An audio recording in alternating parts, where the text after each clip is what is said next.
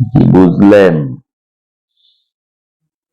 ওদের চরিত্র কি ৭১-এর চেয়ে ভিন্ন হয়েছে? ৭১-এ ছিল না, এরা তো নতুন জন্ম। ৭১-এর পরে আরে ভাই, চৌধুরী বংশ, মজুমদার বংশের ছেলে কখনো অন্য বংশের হয় না।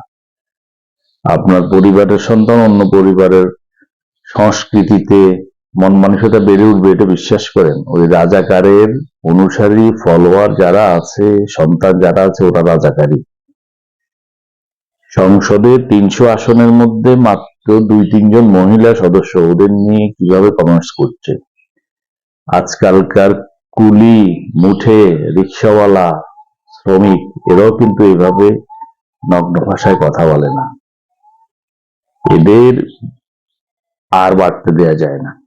এরা যদি আরো ক্ষমতায় আসে, তাহলে রাস্তাঘাটে চলাফেরা করতে পারবে না মানুষ। পুরুষ হোক মহিলা হোক, মোড়ে মোড়ে দাঁড়ায় থাকবে আর ব্যাট নিয়ে পিটাবে মানুষকে।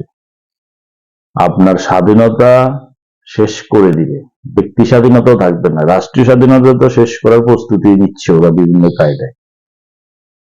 রুচিহীন কুলাঙ্গার রাজাকারের বাচ্চা, এগুলাকে আর বাড়তে দেয়া যায় না।